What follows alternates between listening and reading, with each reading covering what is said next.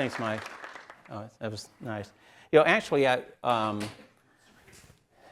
officially came here in 2012, but I came here in 2009 because Rick Latham, who started the program here, was in the military with me. And Rick called me up and wanted to know if I would come to help out. So I said, well, I did come for a few years. And then he called me in 2011 and said, will you come to stay?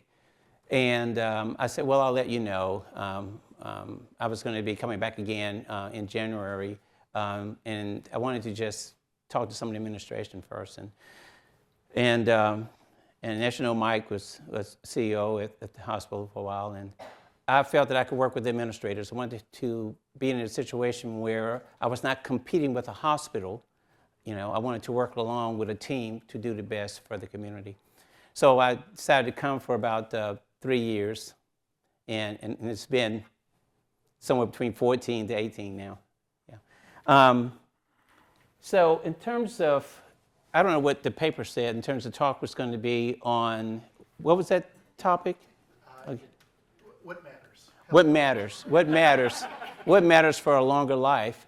And actually, so we have to come out with something, and so I just leave it up to Mike, but I know that I'm going to talk about something that will help to improve my knowledge, but also to pass the knowledge on. But that was a great topic, what matters in terms of a longer life, because neuroscience, which is where we're heading in medicine, is what matters. So this talk is on neuroscience and cardiovascular disease, from the pathobiology of aging to cardiovascular therapeutics. So for more than a century, cardiovascular medicine has focused on treating the consequences of aging. And we'll look at some of the diseases that we suffer that leads to mortality in our country. But there's a new paradigm that's emerging. Rather than simply treating the disease that accompanies aging, neuroscience asks the question, can we target biological mechanisms of aging itself? And by understanding and modifying these various processes, we have the opportunity not only to extend lifespan, but more importantly, to preserve cardiovascular health, functional independence, and quality of life. So neuroscience is not simply about adding years to life, it's about adding life to years. So I'd like to cover tonight why aging is the real problem, show that there's one root cause for many diseases. We talk about some of the hallmarks of aging, about why our arteries are age faster than we realize, and can we actually slow aging? The science says maybe, and what can you do right now? Well, so aging is the single greatest risk factor for nearly every major chronic disease. As you can see on this slide, if we look at the number of comorbidities that someone would have, such as heart disease, cancer, stroke, dementia, diabetes, as we age, we have more comorbidities in any given person. So in a younger person, like under the age of 65, most will have only one comorbidity. But as we age, for people over the age of 85, there are more problems with dementia, stroke, cancer, and diabetes. And in terms of age now, young, we have the young old, the middle old, and old old. Right. And the young old is 65 to 74, still with a lot of energy and with a lot of life experiences, so you don't get into trouble. And then the middle old is 75 to 84, and old, whether you admit it or not, old is 85 and above. But as time goes on, we're going to be able to slow this down, slow aging down. We can't stop it, though, because of the second law of thermodynamics. You cannot stop it because of our being organic engines and organisms, but even with inorganic, everything tends toward disorder and decay. But we want to slow that down. So if we look at the 10 top causes of death in our country, 7 of these are strongly age-related: heart disease, cancer, cerebrovascular disease, stroke, chronic lower respiratory diseases, Alzheimer's disease, diabetes, and kidney disease. So 7 of the 10 are strongly related to aging. If you want to see the 10, they include heart disease, cancer. Heart disease still kills more people in our country than any other malady. Cancer, unintentional injuries, number 3. Stroke, number 4. COPD, chronic respiratory illnesses, number 5. Alzheimer's, 6. Diabetes, 7. Nephritis, nephrotic syndrome, kidney problems, number 8. Chronic liver disease and cirrhosis, number 9. And COVID-19, because of the number of people who died with that, was the last count, was number 10. So this slide is a little busy, but let's look at some things here. The human body is well designed. I mean, it really is. We have mechanisms to replenish our engine function in terms of our ability to produce energy and to live and to survive. We have nutrient oxygen sensing. We have a way of reducing inflammation, maintaining mitochondrial function, maintaining the effective proteins to keep them folded so they don't unfold and become a problem. Cell senescence, that is, a cell can die and begin to malfunction. We have means of maintaining that. Telomere maintenance. When we're young, our telomeres, which are those little, at the end of chromosomes, they have to protect the chromosomes. Depending on the lifestyle, depending on genetics, depending on aging, the telomeres will shorten. And one can actually measure telomere length to get an idea of how much longer one will live. Some companies can do that. There's epigenetic adaptation. Well, we only have about 20,000 genes, but effectively we have several 100,000 genes because of epigenetics. We can turn on good genes, we can turn off bad genes by how we live. Aging has a certain amount of entropy, and there's a tendency toward disorder where cells begin to malfunction. And aging, along with behavioral risk factors, unhealthy diet, physical inactivity, smoking, alcohol, pollution, those things can cause us to develop risk factors such as hypertension, elevated cholesterol, diabetes, obesity. And these risk factors can lead to develop plaque in the arteries, atherosclerosis, which can later cause us to develop heart attack, stroke, heart failure, peripheral vascular disease, heart valve disease, and cardiomyopathy. There are other comorbidities too that occur, such as osteoarthritis, COPD, cancer, diabetes, and osteoporosis, Alzheimer's disease also. So entropy, as you know, the second law of thermodynamics says systems naturally drift from organized states toward greater disorder over time. So we start with order, we drift toward disorder. Living organisms resist entropy by importing energy from food and oxygen to preserve molecular structure and to repair damage. That resistance is temporary because maintenance is never perfect. Small errors and damage accumulate over time with aging. So aging reflects that buildup as biological order gradually becomes harder to maintain. So aging is the accumulation of biological disorder.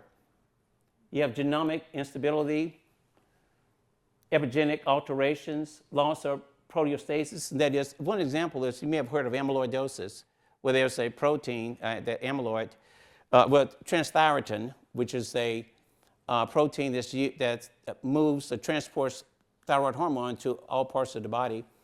With transthyretin, with time, as we age, can unravel and get stuck in tissues and cause a disease called transthyretin amyloidosis.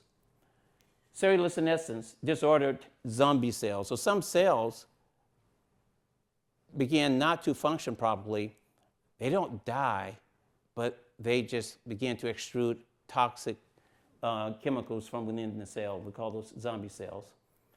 Telomeres shorten, mitochondria can dysfunction, so we have less energy for our muscles because of that. So this is all related to entropy, biological entropy causing disorder as we age. So geroscience is a relatively new discipline. It aims to define and modify aging-related biological pathways in an effort to slow age-related disability, to prevent age-related diseases, and to increase disability-free survival. So if we look at aging, there's so many different disorders that branch from this.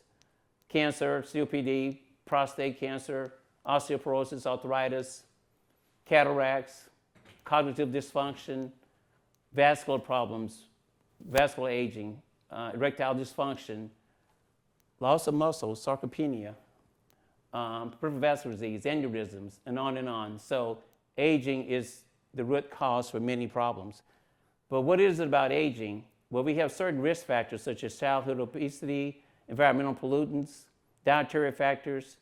You take these risk factors and they can affect those processes that normally help the cell to stay healthy, can cause these various areas to malfunction, such as telomere shortening, DNA methylation, epigenetics, bad genes can be turned on.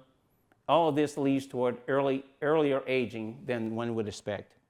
And so if we can affect these and prevent this disorder, then we can slow down aging. So the geroscience hypothesis, aging itself is the single biggest risk factor for most chronic diseases. By targeting the underlying biological processes of aging, we may delay or prevent multiple diseases at once. So rather than trying to treat one disease, heart disease, or someone who may have cancer or diabetes, rather than treating one, if we get to the root cause, we can treat all at the same time. So some of the hallmarks of aging, understanding these provides a framework for targeting the underlying biological processes of aging. There are multiple pharmacological and lifestyle interventions that in various stages of preclinical and clinical development, and the field is rapidly advancing. There's not yet any FDA-approved therapies currently targeting aging, but that's to come. I'm sure some of you have heard of a medication called metformin. Yeah, well, I've noticed over the past 10 years or so, there's been talk about metformin being researched because of it may have an effect on aging. And there was a large study done with giving patients 1,500 milligrams of metformin and showed some progress in that in terms of slowing down the aging process. So I think about that sometimes when I see patients come in and they say, well, I stopped that metformin or whatever. And I think, well, maybe you shouldn't. But it's not, I mean, you can't, it's not a clinical thing, right? It's not approved yet to tell a patient that. But still, this is one of several that are being studied. So if we look at these, some of the hallmarks, cell senescence, zombie cells. The cells that stop working, but they won't die. And they release toxins that damage the neighboring cells. Telomere attrition, fraying like shoelaces at the end of the chromosomes. That leads to cell death. Mitochondrial dysfunction. A friendly term would be like battery failure. The cell's power plants wears out. Chronic inflammation. So as we age, there's not infection, but there's the immune system works against us where people have underlying inflammation that may lead to arthritis, loss of energy, weakness. So scientists have identified additional hallmarks, but these four capture the core idea of what we're trying to do in terms of geroscience to protect the person. So geroscience offers a remedy by targeting shared upstream biological mechanisms such as oxidative stress. And what we want to do is try to prevent atherosclerosis, heart failure, stroke, chronic kidney disease, and dementia in people by doing this. So why vascular aging is central?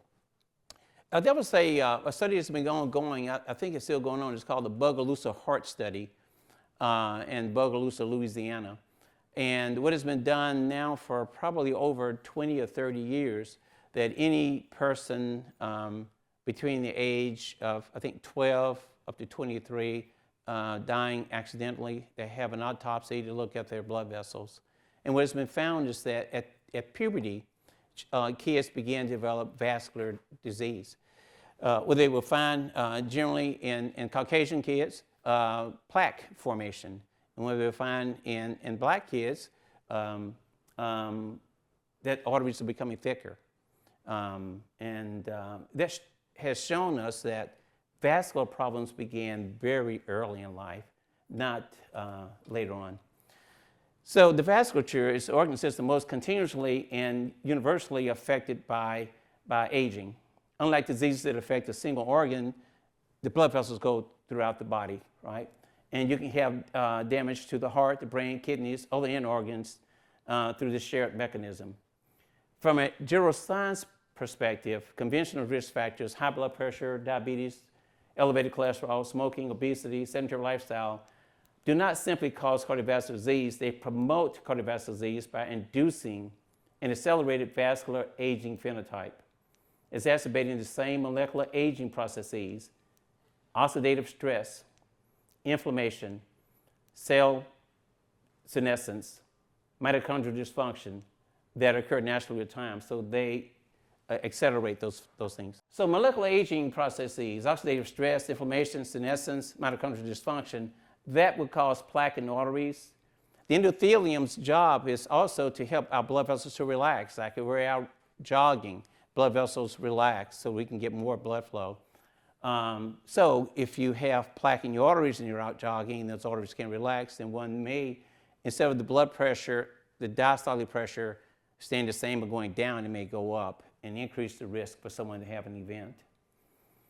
And then this doesn't show it, but plaque rupture can happen too and cause one to have a heart attack. So sedentary lifestyle, radiation exposure, aging, all those can induce free radicals or reactive oxygen species. Dietary factors, smoking, toxins, drugs, and all of that can lead to damage to the inner lining of arteries. What do we do to try to improve the endothelium? Well, of course, to avoid some of the bad lifestyle choices, but also greens, all right? Caldwell Esselstyn, who wrote the book Prevent and Reverse Heart Disease, told me a story once about a lecture he was giving, and he mentioned having greens to help your arteries. And a lady heard the lecture and wanted her husband to come to one of Dr. Esselstyn's conferences. And so when he traveled from Ohio, he was at Cleveland Clinic, and he was on the West Coast where these people were, and he gave a lecture. She said her husband was doing much better, and she was giving him 3 servings of greens every day. So Esselstyn said he did not necessarily mean that, but he was doing better. So, general science framework, there are 4 pillars of vascular aging therapy. Number 1, nutrient sensing pathway modulation. And the same 4 nutrient sensing pathways that govern systemic aging are the master regulators of vascular health. So, mTOR inhibition. So, what is mTOR? Well, that used to stand for mammalian target of rapamycin. And then there's AMPK, adenine monophosphate kinase activation. We activate that with exercising, actually. We'll talk about it a bit more. There's sirtuin activation, NAD activation, restoration. So there's pillar 2 would be senolytics. Those are cells, that's medications that are being studied that will get rid of zombie cells, go out and actually program the cell for apoptosis or death. So get rid of the zombie cells. And there's xenomorphics such as metformin, resveratrol, aspirin, and rapamycin. We'll talk about it a bit more in just a moment. These xenomorphics also will suppress the secretion of toxins from cells that have become zombie cells. Pillar 3, behavior interventions. The prescription that already works. Aerobic exercise, caloric restriction. It's amazing. You don't have to reduce your calorie intake by very much to show a difference. Mediterranean dietary patterns. Dietary sodium restriction also lowers blood pressure, reduces arterial stiffness. So these are things that can be done. Pillar 4, pharmacological geroprotectors. Metformin is being studied. There's some rapamycin and rapalogs. Anti-inflammatory therapies. Even statins now are felt to, because of these pleomorphic effects. So statins not only lower cholesterol, but they reduce inflammation. Okay, so Easter Island, I don't know if some of y'all must have visited Easter Island because of the group that we're dealing with, because you all are very active, smart people. We want to go, right? Teresa, my wife, just came. So why Easter Island? Well, so in 1964, a group of Canadian researchers went to Easter Island to study the indigenous population there. But in the 50s and 60s, there was always a push to get soil samples to look for new sources for antibiotics. And in the soil, they found a bacteria that could kill fungi. And because they went to Rapa Nui, they named this rapamycin. And that's where we got rapamycin. Well, they used it to try to kill fungal infections. Of course, they studied animals, but it didn't work well because it caused the lymphatic tissue to shrink, and it also caused a problem with immunity in animals. So they shelved it. And when that lab was a subsidiary of Ayers Laboratories, when they closed that division, instead of the researcher getting rid of it, there was a streptomyces. Which one was it? Yes, that's streptomyces. I had my daughter remember that name for me. So at any rate, so there was a type of streptomyces. But at any rate, that researcher, instead of throwing everything out, he put it in his fridge. Years later, when we began doing organ transplantation, there was a need for medications that would reduce immunity to stop it from rejecting the organs. And so he recalled that that was a property of this bacteria for this new antibiotic, rapamycin. And so they began using rapamycin. And what's interesting is that without the work that I do with coronary stents, where initially stents were bare metal, and then we learned that people will develop growth of tissue within the stent, so we needed drug-coated stents, so something that would reduce the immunity.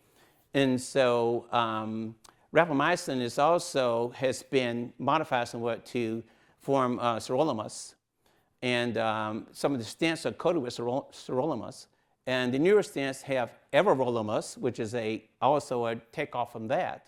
So from rapamycin, from which they found here on Easter Island, is where that important drug came. So I thought I should show that. So can we actually slow aging? The science says maybe. So let's start here in the periphery. And we have different types of molecular hallmarks. We have primary molecular hallmarks of aging, telomere attrition, genome instability, epigenetic alterations, loss of proteostasis, proteins unfolding, not doing what they should do, disable macro autophagy, where cells should die off, but they don't, dysregulated nutrient sensing, mitochondrial dysfunction, cellular senescence, zombie cells, should have died but didn't, stem cell exhaustion in terms of integrative. So there are different types of molecular hallmarks of aging. Now, these hallmarks of aging can affect, for the electrophysiologist, as the heart ages, one may develop atrial fibrillation. The loss of proteostasis may cause valvular aging and aortic stenosis. Valvular heart disease may happen. Myocardial aging also may lead to heart failure, and vascular aging may lead to stroke, heart attack, or angina. So what are interventions? Well, with exercise, the most broadly acting intervention, it addresses primary hallmarks by upregulating DNA repair and preserving telomere length, inducing autophagy. It targets antagonistic hallmarks by improving mitochondrial function. So exercise touches everything around here in terms of the three different types of the processes that can lead to aging. Caloric restriction, similarly, it's broad in terms of its effects too. It increases DNA repair and autophagy. It preserves mitochondrial function, reduces cellular senescence, decreases chronic inflammation, and alters circulating pro-antigenic factor balance. Metformin improves AMPK activation. Okay, so here's AMPK and Saturnin. These will inactivate mTOR.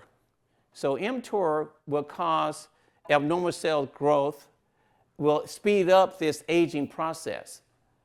But with caloric restriction, fasting, and exercise, we can inhibit that. We can inhibit this mammalian target of rapamycin.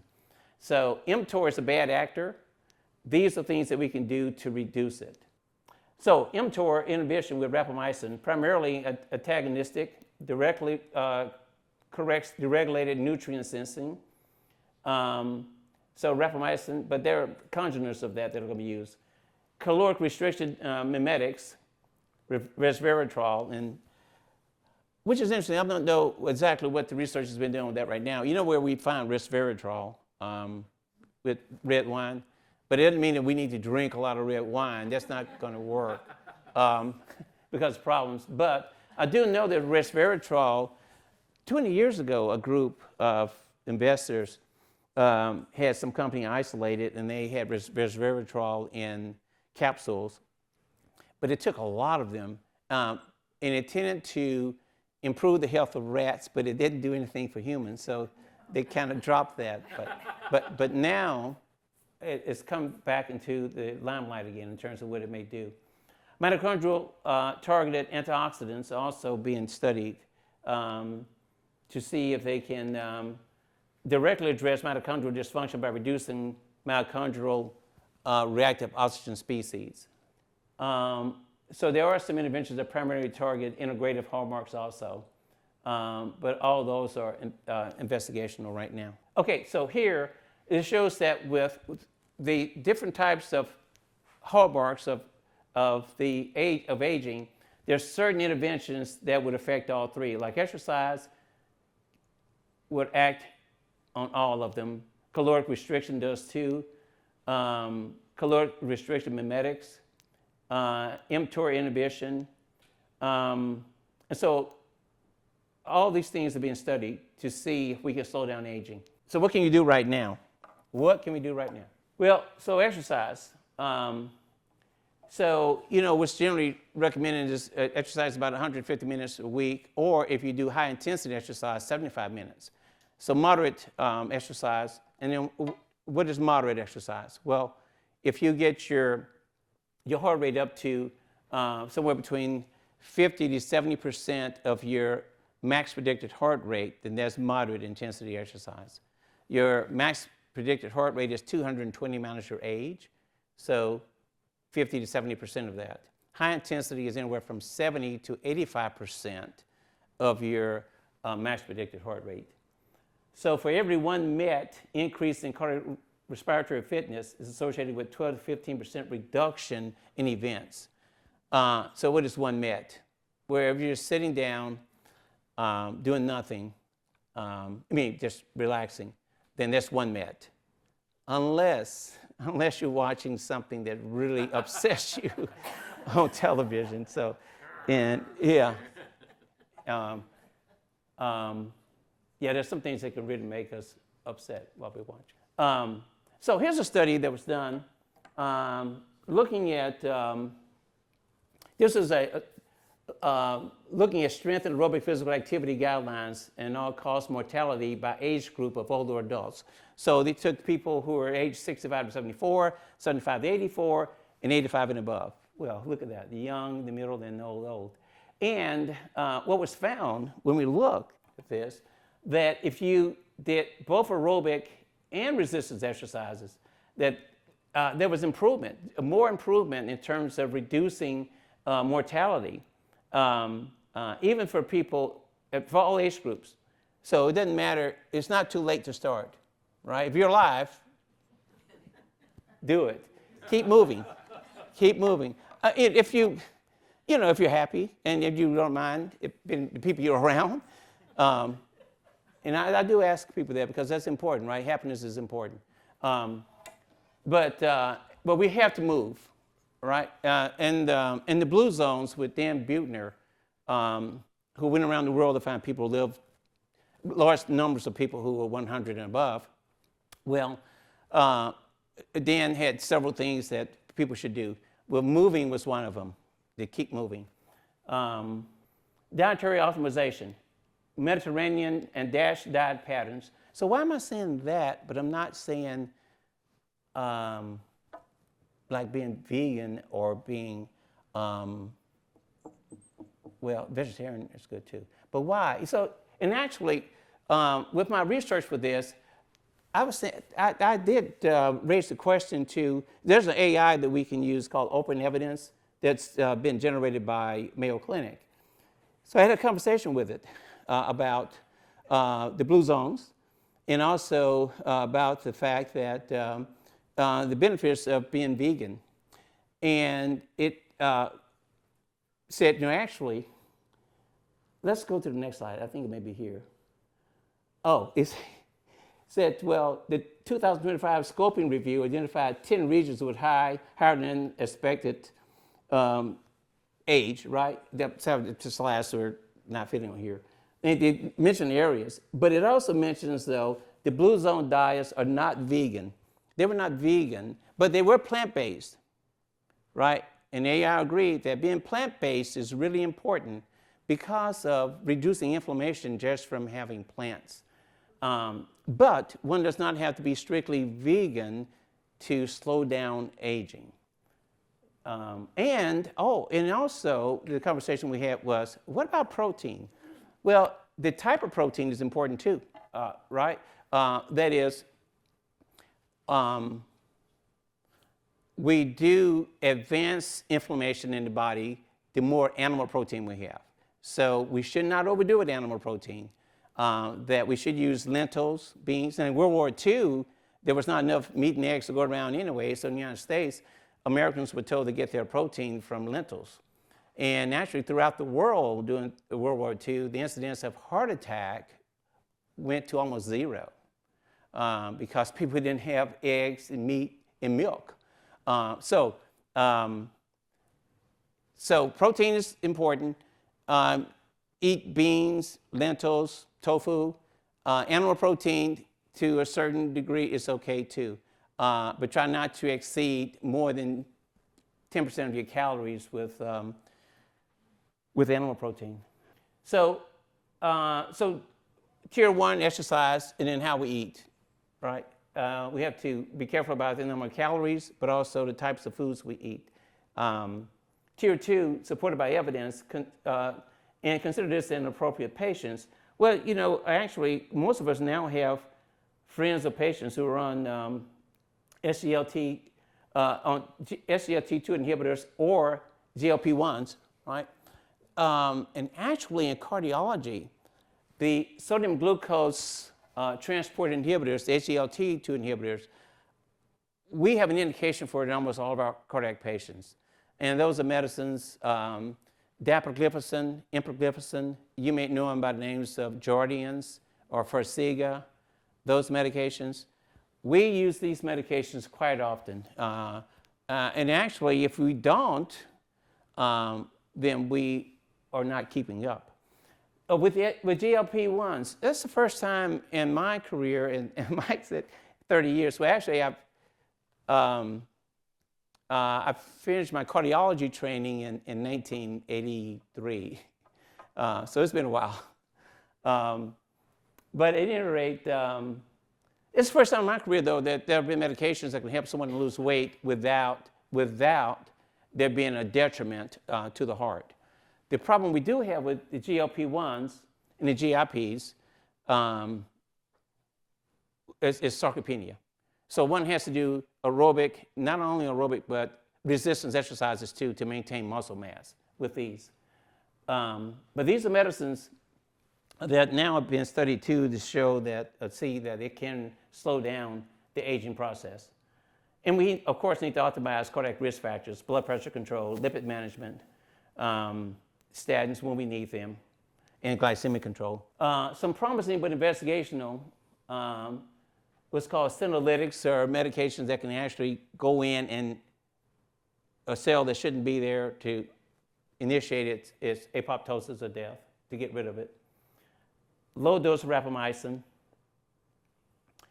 some supplements. But these things are being studied, so that's not something to rush out to do. Everything should be studied carefully. So the future of cardiovascular medicine will not be defined solely by better stents or devices or increasingly sophisticated procedures. It will be defined by our ability to slow the biological processes that make cardiovascular disease increasingly likely with age. As our focus shifts from treating individual diseases to modifying the biology of aging itself, prevention may become the most powerful cardiovascular therapy of all. And we know that, right? We should prevent disease. The next revolution in cardiovascular medicine may not come from treating another disease. It may come from treating the biology that underlies them all. And that's it. Okay, thank you.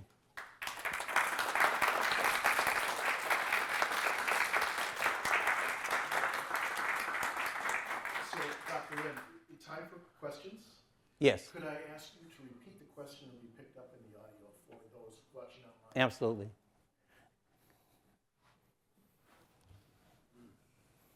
Danielle?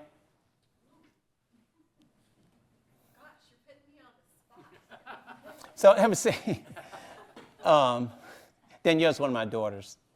I just love my daughters, you know? You know, but, you know, and actually, so for more than one reason, but, you know, if you have daughters, you live longer. You actually do. You get 18 months of additional life per daughter. 18 months of additional life per daughter. Oh, Yeah. now they're going to hold that against us. I have 4 daughters. Yeah. Good. Our sons are okay too, but the daughters I love. Yes. Yeah, I was going to ask, so in terms of talking about animal protein and limiting animal protein intake, I'm curious if there's any difference that you're aware of in the literature between fish and red meat versus consuming things like eggs. Like, is it all kind of the same bag, or are there certain things that should be limited more than others? Yeah, that's a great question. What's the difference in animal versus plant protein? Well, chemically, one major difference is the amount of sulfur bonding. So when we have animal protein, we increase the amount of circulating homocysteine, which is caustic to arteries. So that's what's one difference. The other issue is when we look at, there was a study that was published in 2013 from Cleveland Clinic looking at TMA, trimethylamine, which is found in red meat, found in steak, and also found, so it's also found in, and also in eggs. So eggs have lecithin, which has trimethylamine. So what happens is when we eat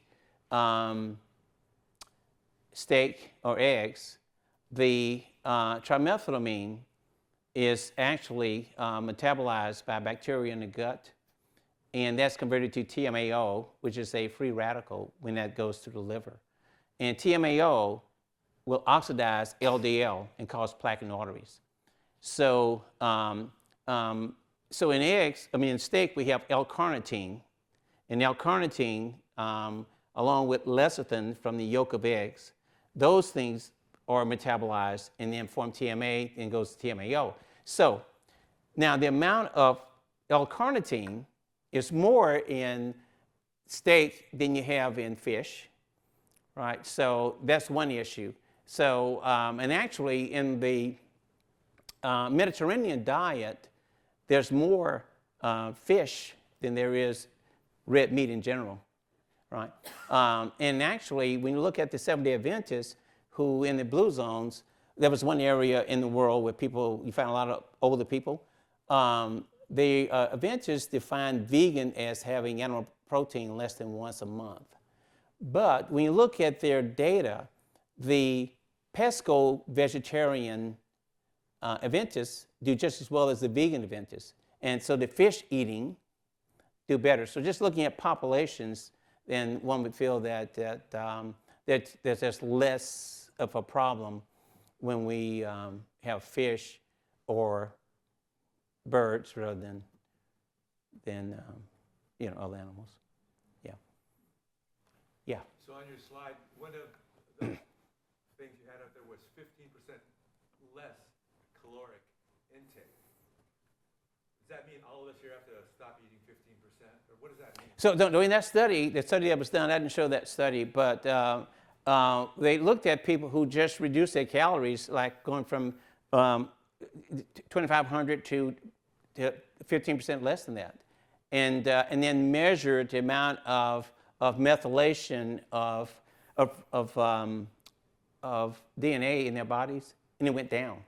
They showed that there was a slowing down of aging just by reducing the calories. So one does not have to be on a extremely difficult fast to do it, to do this, yeah.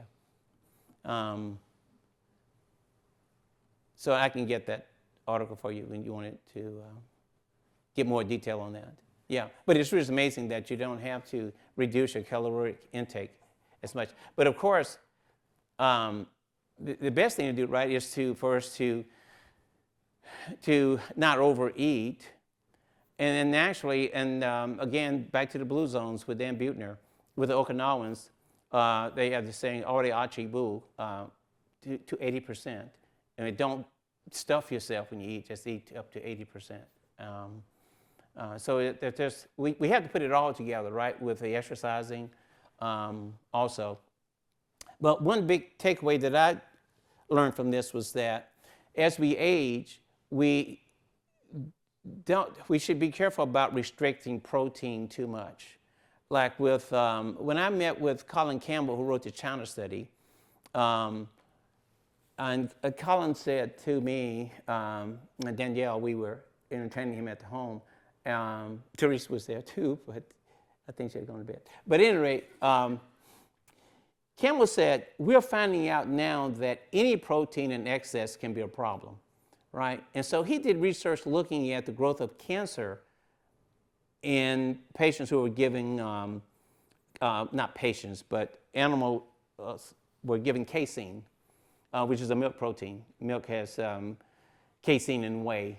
And with giving casein, he could make cancer grow. With taking casein away, cancer would stop growing. So he was big on saying that we should not overdo a protein, and that in our country, we tend to have more than 15% of our calories from protein. And he felt that was right at the level where if you do have cancer, it's not causing cancer, but if you do have it, it can cause it to propagate and to grow. Yeah. So that was my big takeaway from it, that as we age, though, we have to be careful about not to cut back on protein too much because of sarcopenia, and not the fact that we tend to lose muscle. We may, and what's recommended is anywhere from 1 to 1.25 grams of protein per kilogram, particularly in older people. Chittenden, who did research in the early 1900s, I think he was, I don't know if it was at Yale or Harvard, but showed that somewhere between 40 to 60 grams of protein a day was enough. And then when I had a conversation with AI about this, and this is not just any AI, we have to be careful, right? Because not all AI is the same. I mean, for instance, ChatGPT, they're not grounded, and they don't have epistemic certainty, and they don't know when they don't know. But if you know a subject and you have a conversation, then you do better. So the one I use is open evidence that's promoted by Mayo Clinic. But the conversation with that was that, yes, Chittenden did show that, but it pointed out that, but Chittenden's subjects were young men. They were not older adults, that he was restricting the amount of protein. There's a so-called Voigt standard for protein. Voigt was a German who said, well, German workers are healthy, and so he took the Germans that are well off and he looked at what they ate. And he said, well, they found out that they ate about 120 grams of protein a day. So that was the Voigt standard, 120. And there was a researcher in the United States, I blocked his name, who said, well, American workers are better than German workers, so I'm going to measure how much protein they eat.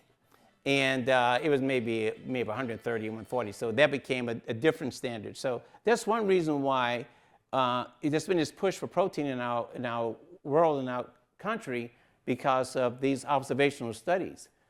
But Chittenden actually measured how much protein one would need, and it was much less than that. So again, I'm not, so if I saw a little lady today who, I mean, I see people sometimes just want to get out of the chair, and I encourage them to move, but this little lady was losing weight, and I said, look, don't hold back on, she likes protein shakes. Yeah, have them, you know, just go on and begin moving. Yeah.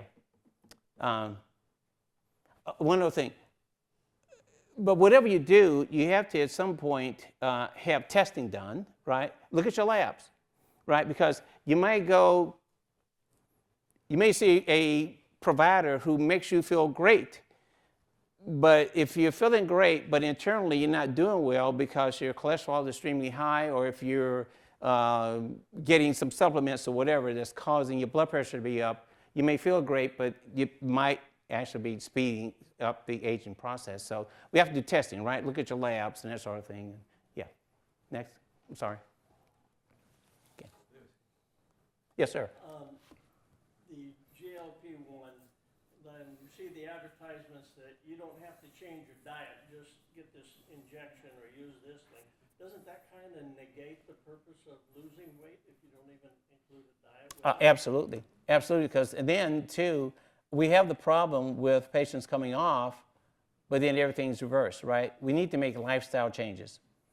You know, and actually, we should do everything we can to not to have to use these medications at all. Now, I said that, but with the other medicine that I mentioned that we use, the SGLT2 inhibitors, those are not, we don't use those in cardiology to help people lose weight. Those medicines are used because it helps to treat heart failure, to reverse that. It also helps to prevent recurrence of heart attack and stroke because of this sodium glucose transport inhibitor. It's helping to straighten out the problem with sodium retention, glucose retention, but it's not for weight reduction. But in SGLT, for the GLP-1s, with Ozempic and also with Zepbound, which is GLP and GIP, it's helped many people, though. Those many patients have been helped. But we need to make lifestyle changes, right? We shouldn't want to take the easy way out, right? That's never good to do that. Yeah. Yes? A couple of slides that mentioned fasting, but it didn't mention frequency or duration. Yeah, right. I had, and I think I'm going to do this. I had invited Joel Fuhrman. You ever heard of Joel Fuhrman? He wrote the book Eat to Live. But Joel also wrote a book on fasting, and I invited Fuhrman to come, and he had agreed, and the foundation was going to pay for it. He was going to charge either $5,000 for a morning or $10,000 for a day to talk about. So I had contacted Joel to give us a talk on fasting. He said, yeah, he said, that's good, but I'd like to talk about reversing heart disease and everything. So he was going to come in August of 2020. And and actually my wife and I were supposed to go in September to Italy. He has this vegan retreat that you go to, right? And we were going to go to that, and we'd already made a down payment. So I called him up in like February and said, I think we want to just cancel that trip. And they said, why? I said, well, and it was kind of weird. They didn't know. But then, of course, Italy was shut down, and we were shut down because of COVID.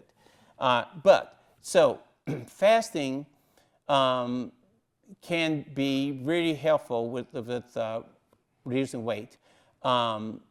in the studies that were done, they looked at people fasting anywhere from 8 hours to 12 hours to a day. Fasting in general, one should not do it if you are on medications without consulting with your physician or your provider. And one should never do fasting for more than 72 hours without having blood work done. Yeah, fasting in general has shown that you can slow down aging. And you don't have to be 24 hours. It can be, quite a few people just do what's called, well, they eat right when you're waking hours, but make sure you don't eat after 5 or 6 or whatever. But I really think we should do that. I think we should have a talk on fasting and maybe get one of the experts to come talk to us about that. And in fact, I still would like to have Joel Furman come. The only thing, now this is not a negative with Joel, but there are so many health gurus. For instance, when Caldwell Esselstyn came to talk, when he came to my town, we met with him, he charged us $5,000. Actually, he didn't. It may have been a little less than that. It may have been $2,000, I forget. I mean, we paid for his expenses. When Colin Campbell came, he charged us $5,000. And then when he invited Dan Buechner, he wanted $20,000. But then one of our administrators got in touch with them and said, well, Colin Campbell came for $5,000. And he said, okay, we'll do it for $5,000. So when I came here, I invited Esselstyn to come to Fairbanks. And he's really tall. I think he's like 6'6" or whatever. And so his wife didn't want him to come because they had both knees replaced. And he said it's just difficult for him to travel so far. But he calls himself Essie. So Essie said, I want you to know something now. And I said, what's that? She said, well, now I charge as much as Colin for coming. So, so my problem with a lot of these people is that they end up selling things. Like Joel, I really like him. He and I have communicated over emails, never really met, but like he sells a special vegan vitamin D, and he sells this and he sells that. So when you begin selling things, then you kind of push what you sell. Yeah, becomes a problem. But he's really knowledgeable. I think it'd be good to have Joel Furman come. So August of next year, I'm gonna arrange with August was chosen because it'd be good for people, because it's a good time in Fairbanks, right? Yeah. Yes. Dr. Wrenn, thank you very much for your presentation here tonight. My question is, for someone who's generally healthy, and I want to stay that way as I get older, what are 2 or 3 important things that you think we should pay attention to over time? Yeah, so I'm sorry, this is the first time I'm going to repeat the question, right? So as we age, you're pretty young, so, but what are the 2 or 3 things to pay attention to as over time? Well, one is to make sure that we develop lifestyle patterns that we can carry throughout life, right? And we have to get off the couch. We need to exercise. And my wife was complaining because I went out to do,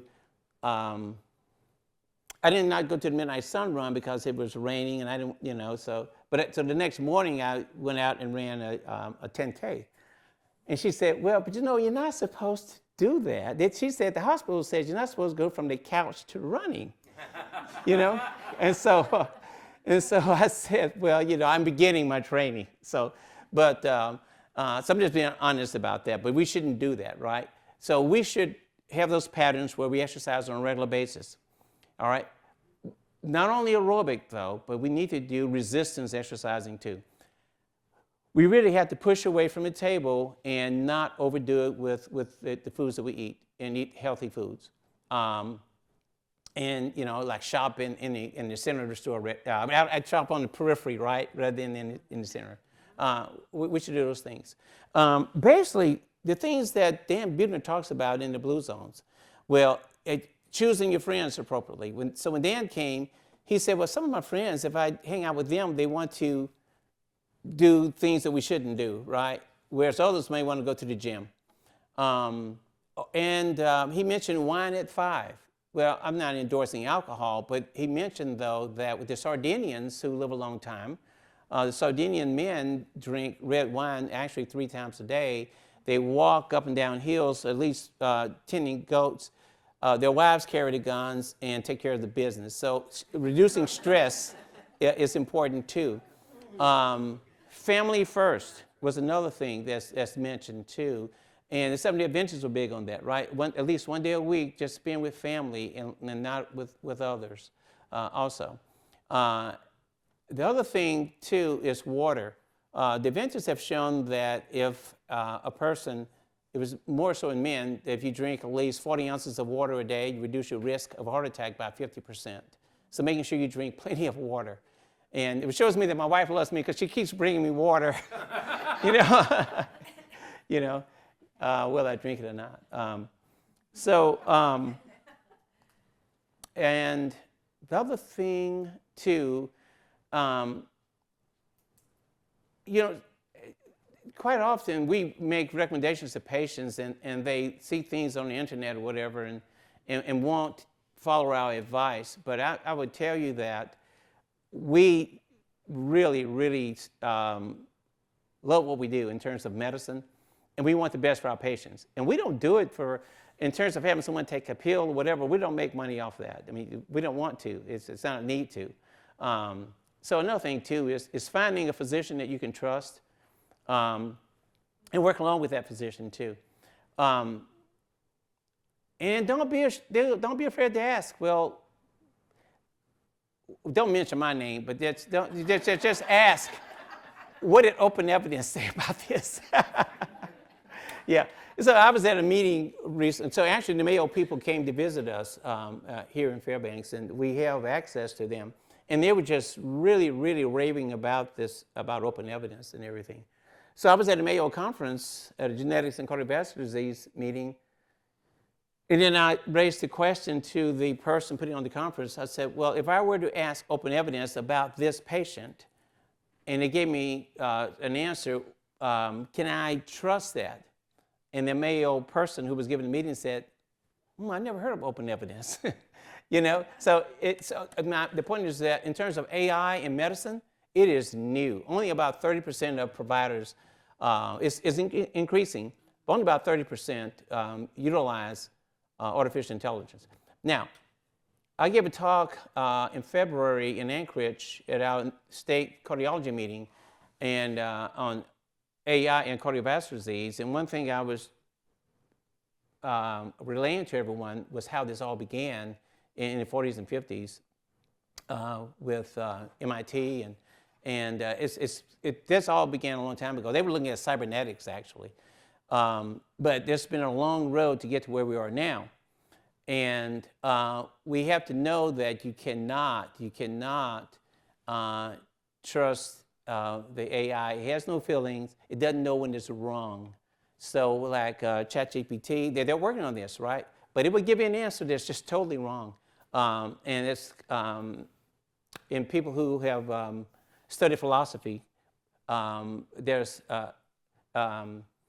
epistemology, knowing when the truth is the truth, knowing when you know, do you really know, you know? And but AI does not know when it does not know.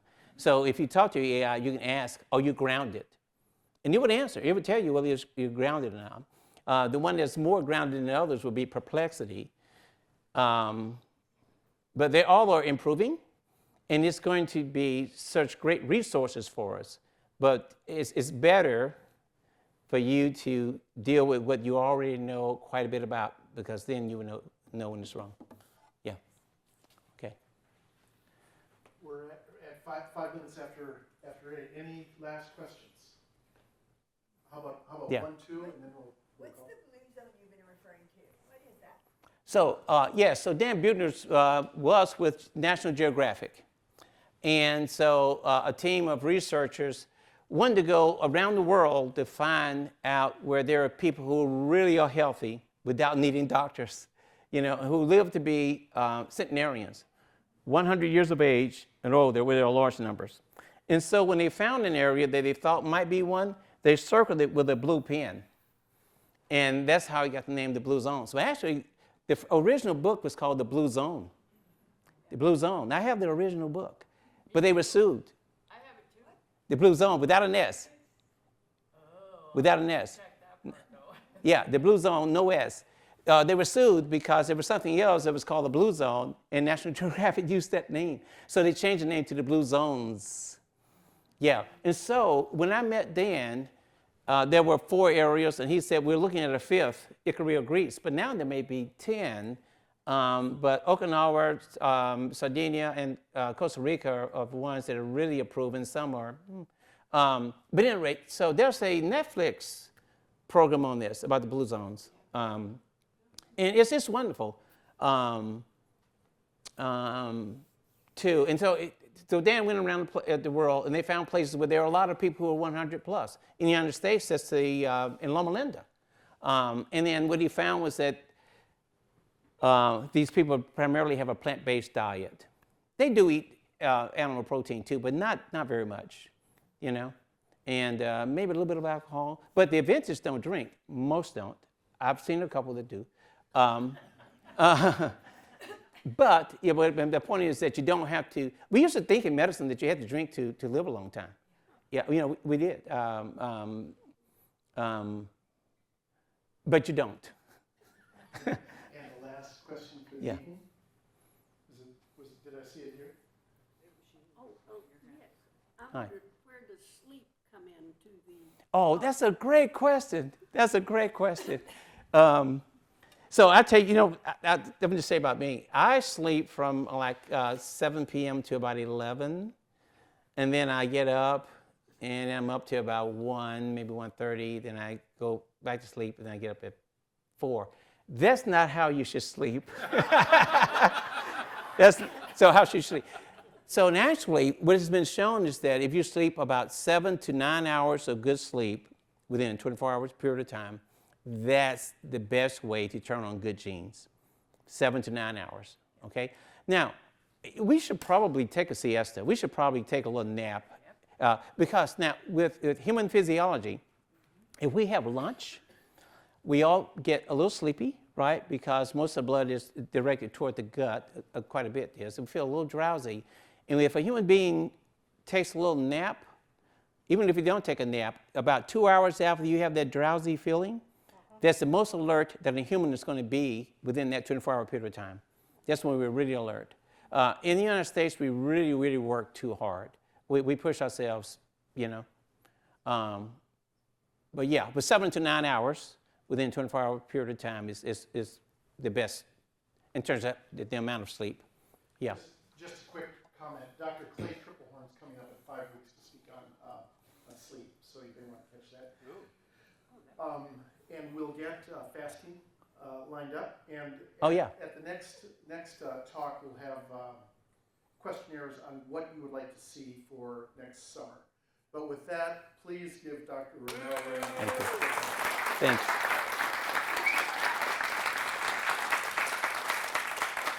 Thank you. It's been a pleasure. Thank you.